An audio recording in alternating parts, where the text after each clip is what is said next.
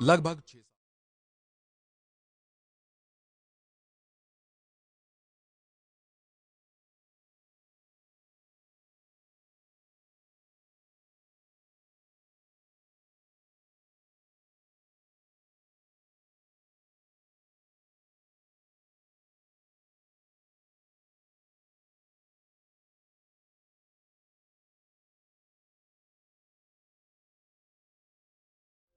नहीं, यहां पर श्री कृष्ण के हृदय से मेरा मतलब कोई आध्यात्मिक या फिर कोई रहस्यमय हृदय के बारे में नहीं है, बल्कि असली हृदय से है। श्री कृष्ण का असली हृदय वहां पर संग्रहित है, परंतु एक हृदय को उसके असली रूप में कैसे 5000 सालों तक संग्रहित करके रख सकते हैं, क्योंकि यह एक बहुत उन्नत और प्राचीन उपकरण है। यह हृदय मांसपेशियों से नहीं बना है। कुछ लोग कहते हैं कि यह ऊर्जा उत्पन्न कर सकता है। यह धड़कने लगता है।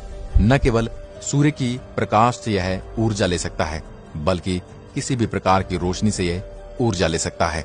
इसी कारण पूरे शहर में बिजली चली गई थी।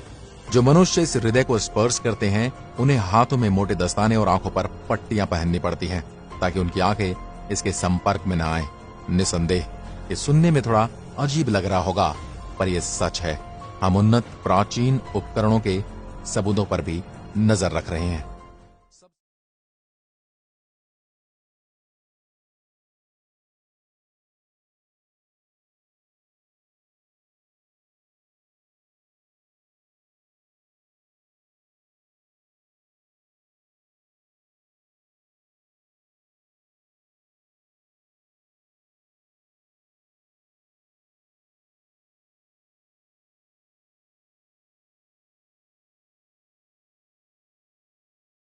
संस्कार कर दिया गया। हालांकि उनका शरीर तो जल गया, परंतु उनका हृदय नहीं जल पाया। यह एक बिना नुकसान पहुंचे हुए मजबूत धातु के गांठ जैसा दिख रहा था। जब शिकारी ने उस हृदय को उठाया तो वह हिलने लगा। अब शिकारी उस हृदय का फिर से अंतिम संस्कार करने की कोशिश करता है, परंतु इस हृदय को जला पाना असंभव था और इसी हृदय से एक अजीब सी धड़कने की आवाज आना शुरू कर दी। तो फिर शिकारी को यह महसूस हुआ कि कोई खास उपकरण है। उसने उस हृदय को उठाया और इसे बेचने की कोशिश करने लगा, क्योंकि यह बहुत अजीब दिख रहा था। उस शिकारी ने पूरे भारत का भ्रमण किया, परंतु उसे कोई हाथ तक नहीं लगा रहा था। शिकारी ने हार मान ली और उसने हृदय को लकड़ी के पट्टे पर रखकर नदी में छोड़ दिया। ये हृदय पुरी के एक प्राचीन शहर में किसी को मिला।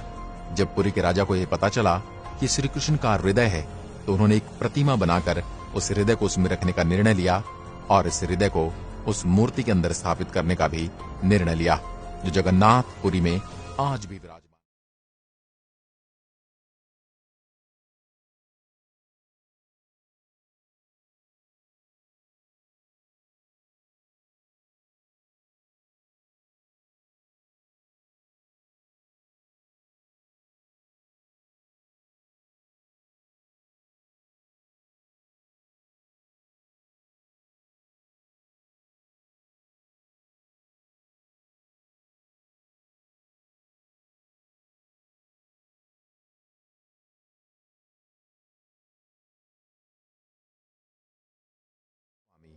इस मूर्ति का एक और अद्भुत तथ्य यह है कि यहाँ के पुजारी को हर 12 वर्ष बाद इस मूर्ति को हटाकर इसकी जगह पर नई लकड़ी की मूर्ति बनानी पड़ती है। इसके पीछे भी रोचक तथ्य यह है कि भगवान जगन्नाथ का हृदय इस लकड़ी को अपने तेज से धीरे धीरे खंडित कर देता है। आज से 50 साल पहले एक व्यक्ति ने देखा इस हृदय से कुछ और तरल चमकीला पदार्थ निकल रहा है। उसने ये भी देखा कि यह हृदय चक्र की तरह घूम रहा है। इस व्यक्ति ने कहा यह अष्ट धातु से बना है, जिसका अर्थ यह है कि एक मिश्र धातु से बना जिसमें 8 धातुएं हैं। इस अद्भुत चक्र के बारे में बहुत सारी धारणाएं बताई जाती हैं। भगवान कृष्ण के पास एक चक्रीय शक्ति है जो सदैव चलती रहती है और ऊर्जा उत्पन्न करती है। विज्ञान भी घर्षण की शक्ति को मान चुका है।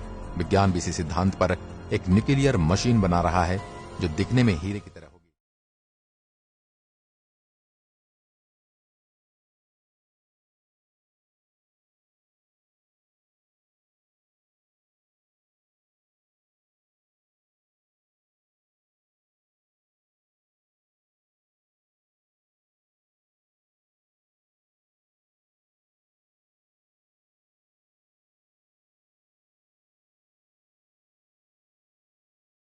एक प्राचीन उपकरण दिया है।